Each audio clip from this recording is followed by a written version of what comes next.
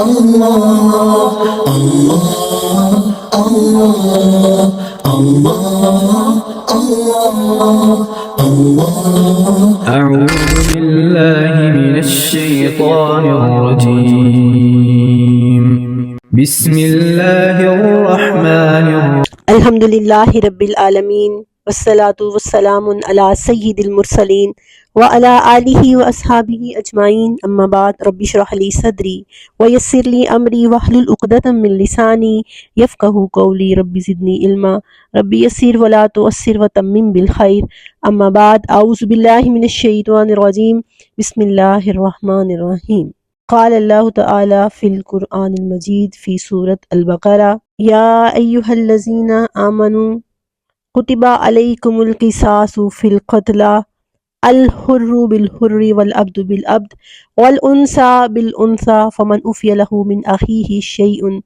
فاتباع بالمعروف واداء الیہ بإحسان ذلک تخفیف من ربکم ورحمہ فمن اعتدی بعد ذلک فلہ عذاب علیم۔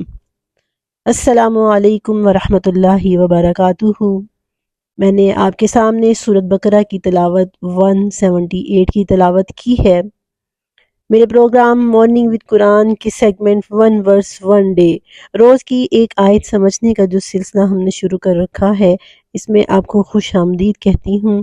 آئیے قرآن سمجھنے کی کوششوں میں حصہ ڈالیے، اس دعا کے ساتھ کہ اللہ تعالی ہمیں قرآن پر عمل پیرا ہونے کی توفیق عطا فرمائے اور اس قرآن کو ہماری نجات کا ذریعہ بنائے، اخروی نجات اور دنیا میں کامیابی، فلاح اور عزت کا اللہ تعالی ہمیں راستہ دکھائے۔ ہم نے دوسرا سپارہ جب شروع کیا تو ہم نے دیکھا کہ بات ہو رہی تھی تحویل قبلہ کی، گویا وہ ایک سیریمنی تھی جس میں ایک امت سے منصب لے کر اب دوسری امت کو دیا تھا۔ سلسلہ کلام جو تحویل قبلہ سے شروع ہوا تھا وہ اب آیت نمبر 177 جس کو آیت بر کہا جاتا ہے وہاں پہ ایٹ لیسٹ ختم ہوا، اختتام کو پہنچا۔ اللہ تعالیٰ نے ایک سلسلہ کلام جو شروع کیا تھا اسے مکمل کیا، یعنی ایک اور بریکٹ کلوز کی۔ اب آیت نمبر 178 میں نو منتخب ہونے والی امت کو ان کے فرائض بتائے جا رہے ہیں۔ وہ سوسائٹی جو انہوں نے قائم کرنی ہے وہ کن بنیادوں پر قائم ہوگی، اور اس پہ تو بات ہوتی چلی آئی ہے۔ اب کیا اصول ہوں گے، کیا قوانین ہوں گے، اور اس آیت مبارکہ کے اندر سوسائٹی میں پائے جانے والے ایک بڑے جرم کو ڈسکس کیا گیا۔ یہ کرائم ایسا جرم ہے کہ ہر معاشرہ، ہر سوسائٹی، ہر مذہب اس کو برا سمجھتے ہیں۔ ڈیٹیل کے ساتھ اس کے احکامات ہیں۔ آئیے آیت کو بڑے غور سے سمجھتے ہیں۔ اگرچہ اس آیت کا تعلق ایک عام انسان سے نہیں ہے، حکومت کے ساتھ ہے، قانون بنانے والے اداروں کے ساتھ ہے، لیکن میں یہ سمجھتی ہوں کہ ان آیات کی ہمیں اتنی سمجھ ہونی چاہیے کہ ہم ان لوگوں کو جو اسلام سے بدظن ہیں، اسلام کے قوانین جو سزاؤں کا قوانین ہے ان کو لے کر جو لوگ بدظن ہیں اور مسلمانوں کو بھی بدظن کرنے کی کوشش کرتے ہیں، مسلمانوں میں ایک لبرل طبقہ ایسا ہے جو ان قوانین کو لے کر اسلام سے بدظن ہے اور کم سمجھ رکھنے والے مسلمانوں کو بھی بدظن کرتا ہے۔ میں نے کئی لوگوں سے یہ کہتے ہوئے سنا ہے کہ اسلام ایک اچھا مذہب ہے، ہم سمجھتے ہیں، لیکن اس کی سزائیں بڑی سخت ہیں، بہت سخت سزائیں دیتا ہے۔ بھئی ایک بندہ تو قتل ہو گیا، دوسرے کو آپ پکڑ کے خود قتل کر دیتے ہیں۔ چلو اگر غلطی سے چوری ہو ہی گئی ہے تو ہاتھ ہی کاٹ دینا، کوئی اور سزا دے دیں، قید میں رکھ لیں، اس سے کوئی جرمانہ لے لیں، ہاتھ ہی کاٹ دینا، اور مطلب اس طرح کی باتیں کی جاتی ہیں، جبکہ اسلام کیا کہا؟ اسلام پہلے جاہلیت کے معاشرے کے اندر یہ تھا کہ اگر ایک قتل ہو جاتا تھا نا تو وہ جو قاتل مقتول کی فیملی ہوتی تھی، اگر وہ پاور میں ہوتی تھی نا تو وہ قاتل کے پورے خاندان والوں کو چن چن کے قتل کر دیتے تھے۔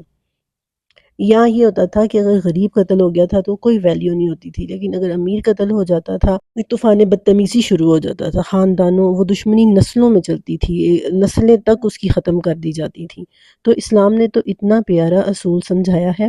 اصل میں اسلام کا جو مقصد ہوتا ہے نا وہ یہ ہوتا ہے کہ اس جرم کو کیسے جڑ سے ختم کیا جائے، کیسے سوسائٹی کو اس جرم سے بچایا جائے۔ اصل اسلام کا مقصد یہ ہوتا ہے کہ پھر اگلی آیت میں جیسے اللہ تعالیٰ نے فرمایا کہ تمہارے لیے بدلے میں زندگی ہے۔ جب ایک انسان جس نے قتل کیا ہے، مقتول کے قاتل کو پکڑ کر قتل کیا جائے گا، اس کو سزا دی جائے گی، تو دوبارہ کوئی یہ حرکت کرتے ہوئے بارہا سوچے گا، وہ یہ حرکت نہیں کرے گا۔ اسی لیے جن ممالک کے اندر یہ سزائیں نافذ ہیں وہاں پر جرائم کی تعداد بھی بہت کم ہے۔ شاہ فیصل کے بارے میں آتا ہے نا کہ ایک دفعہ بہت حملے ہو رہے تھے اسلام کے ان قوانین کو لے کر ان پر، تو کہیں وہ گئے کسی ملک میں، وہ کسی کانفرنس میں شریک ہوئے، تو وہاں پہ سب سے پہلے اعتراض یہ رکھا گیا، آئی تھنک امریکہ کی صدر کی طرف سے یہ اعتراض رکھا گیا کہ آپ نے تو بڑی سخت سزائیں ہیں۔ انہوں نے پھر اپنے سیکٹری سے کہا کہ ذرا مجھے رجسٹر نکال کے دکھاؤ۔ انہوں نے پورا ایسٹیمیٹ لگایا ہوا تھا، پوری ان کے پاس فہرست تھی کہ کون کون سے ممالک میں کون کون سے جرائم کی شرح سب سے زیادہ ہے، اور پھر انہوں نے بعد میں دکھایا کہ آپ دیکھیے میرے ملک میں جرم کی سزا، جرائم کی تعداد، ان کرائمز کی تعداد سب سے کم ہے۔ کیونکہ وہاں پر اللہ تعالیٰ کا یہ قانون نافذ ہے، اس لیے جب بھی کوئی جرم کا ارتکاب کرنے لگتا ہے تو وہ بارہا سوچتا ہے کہ مجھے کٹہرے میں کھڑا ہونا ہوگا۔ تو آئیے دیکھتے ہیں آیت کو، آیت کے لفظوں کو اچھے طریقے سے سمجھتے ہیں۔ اعوذ باللہ من الشیطان الرجیم، بسم اللہ الرحمن الرحیم۔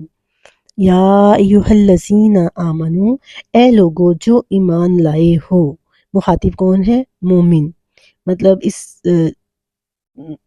کئی آیتوں میں اللہ تعالیٰ نے یا ایہا الناس کہا ہے، یا اور اس طرح مختلف طریقوں سے مخاطب کیا ہے، لیکن یہاں پر اللہ تعالیٰ خاص مومنین کو مخاطب کر کے کہہ رہے ہیں اے لوگو، یعنی اے وہ امت جو اب منتخب ہوئی ہو، بنی اسرائیل کو چھوڑ دو قبلے کی بات کو، مانتے ہیں مانے، نہیں مانتے نہیں مانے، اب آؤ اپنی ذمہ داری کی طرف، اپنی رسپانسبلٹیز کو سمجھو اور ان کو سنبھالو، اور اپنی سوسائٹی کو اچھا کرنے کی طرف دھیان دو، چھوڑ دو ان لوگوں کو۔ ایمان والو، کتیبہ بروزن ہے فوریزا، فوئیلا، مجہول کا صیغہ ہے، پیسیو وائز جس کو کہتے ہیں، فرض کر دیا گیا ہے۔ ایک ہوتا ہے فوریزا، اور کتیبہ کا مطلب ہوتا ہے جیسے ہم کہتے ہیں نا لکھ کے دو مجھے، یہ بات مجھے لکھ کے دو، یا میرے پاس لکھی ہوئی ہے تاکید کے لیے، تو کوئی چیز لکھ کے فرض کرنا، کتبہ لکھ دیا گیا ہے، علیکم تمہارے اوپر، فرض کر دیا گیا ہے تمہارے اوپر اے ایمان والو، القصاص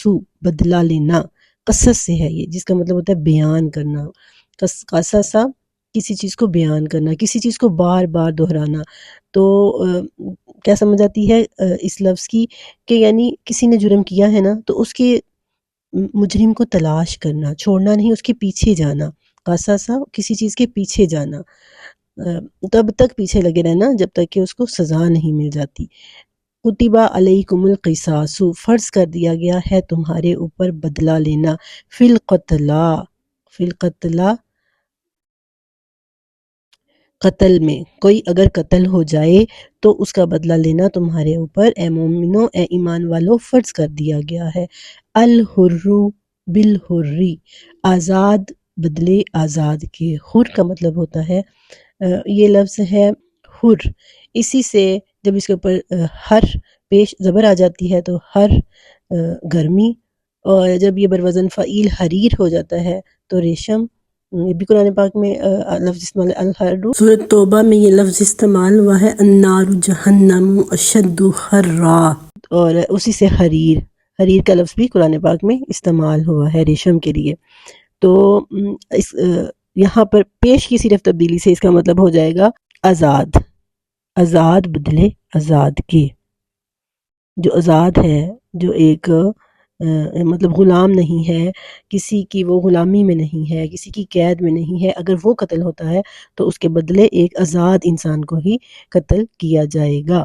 یعنی یہ نہیں کہ اگر کسی کا بیٹا قتل ہوا ہے تو اس کے بدلے میں، مطلب اگر غریب کا بیٹا قتل ہوا ہے تو امیر لا کے اپنے ڈرائیور کو دے دے کہ لو جی اس کو قتل کر دے، نہیں، آزاد کے بدلے آزاد۔ والعبد، اور غلام کے بدلے بالعبدی غلام، عبد کہتے ہیں غلام کو، نوکر کو، مطلب اگر کسی کا کوئی نوکر قتل ہوا ہے تو پھر اس کے بدلے میں نوکر، والانثیٰ بالانثیٰ، اور عورت کے بدلے عورت، فمن جو کوئی کہ اوفی لہ معاف کر دیا جائے گا، من اخیہ اپنے بھائی کی طرف سے، شیئن کچھ بھی، یعنی جس کو کہ معاف کر دے، یعنی کسی نے قتل کیا ہے، اب مقتول کی فیملی اس کو معاف کر دیتی ہے، عدالت میں مقدمہ جانے سے پہلے ہی وہ معاف کر دیتی ہے۔ اب دیکھیں اسلام کا حسن دیکھیں، من اخیہ اپنے بھائی کی طرف سے، سوچنے کی بات ہے کہ قتل کرنے کے بعد کیا کوئی بھائی رہتا ہے؟ لیکن اسلام نے کیا کہا ہے؟ اسلام نے کہا پھر بھی وہ تمہارا بھائی ہی ہوگا، وہ مسلم سوسائٹی کا حصہ رہے گا، مسلمان۔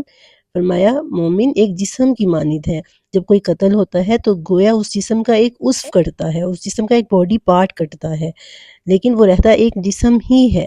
تو کہا کہ اگر اپنے بھائی کو معاف کر دیتا ہے، اب اگر ہم تصور کریں کوئی ہمارا قتل ہوا ہو اور ہم قاتلوں کو بھائی کہیں، کتنی بڑی بات ہے، یہ اتنا بڑا دل جگرا چاہتا ہے اسلام ہم سے۔ فمن عفی لہ من اخیہ جس کو کہ اس کے بھائی کی طرف سے معاف کیا گیا ہو، شیئن تھوڑا سا بھی، فاتباع بالمعروف تو وہ اچھے طریقے کی پیروی کرے گا۔ اچھا طریقہ کیا ہے؟ یعنی اچھے طریقے سے وہ دیت دے گا، آگے آیا وَآدَاءٌ اِلَیْهِ بِإِحْسَان، اور اچھے طریقے سے وہ دیت دے گا، مطلب معاف کر دے۔ اب آپ یہ دیکھیں کیسے شدت پائی گئی، معاف کرنا بھی ہے، بدلہ دینا بھی ہے، اور معاف کر دینا بھی ہے۔ کچھ لوگ دیت بھی معاف کر سکتے ہیں۔ 100 اونٹ ہے، یہ عرب میں چلا آ رہا تھا، 100 اونٹ دیت، ایک قتل کا بدلہ۔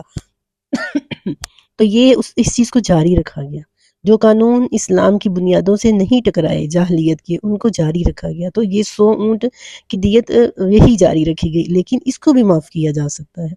مطلب 3 ہیں درجے اس چیز کے، قاتل کے 3 درجے، ایک تو اس کو پہلا درجے میں قتل کیا جائے گا، دوسرے میں اگر اس کے گھر والے چاہتے ہیں وہ دیت لیں گے، اور تیسرے میں وہ معاف کر دیں گے، معاف بھی کر سکتے ہیں۔ تو کیسے سخت ہوا پھر؟ اللہ تعالیٰ نے فرمایا ذالک تخفیف من ربکم، یہ تو تمہارے رب کی طرف سے نرمی ہے تمہارے اوپر، ورحمہ اور اس کی رحمت ہے۔ فمن اعتدی بعد ذالک جو اس کے بعد بھی زیادتی کرتا ہے، پھر بھی اللہ کی حدوں سے تجاوز کرتا ہے، کیسے؟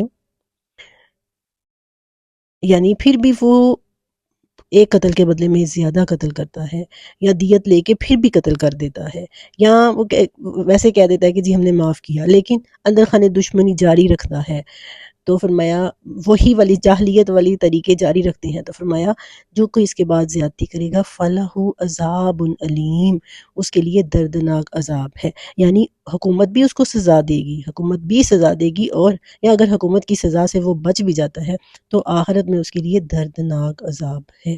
تو یہ اسلام کا قانون ہے، بلکہ اسلام نے یہاں تک، آگے ہمیں آیت ملے گی، یہ کہا والجروح قصاص، زخموں میں بھی قصاص ہے، آنکھ کے بدلے آنکھ، کان کے بدلے کان، ناک کے بدلے ناک۔ تو یہ مطلب جرم کو مسلم معاشرہ یا اسلامک سوسائٹی کبھی بھی کسی بھی مجرم کو شتر بے مہار نہیں چھوڑتی، جس نے جو گناہ کیا ہے، جو زیادتی کی ہے، اس کو اس کی سزا ضرور ملے گی۔ تو یہ آیات ہمیں اس وجہ سے سمجھنے کی ضرورت ہے تاکہ ہم اپنے مذہب کو، اپنے دین کے حسن کو سمجھ سکیں، اور جو لوگ خود بھی غلط فہمی کا شکار نہ ہوں، اور جو کوئی اس غلط فہمی میں پڑا ہے، اس غلط فہمی میں مبتلا ہے، ہم ان کو بھی اس غلط فہمی سے نکالنے کا باعث اور ذریعہ بنیں۔ اللہ تعالیٰ ہمیں توفیق عطا فرمائے، آمین۔ وآخر دعوانا ان الحمد للہ رب العالمین، وما علینا الا البلاغ المبین۔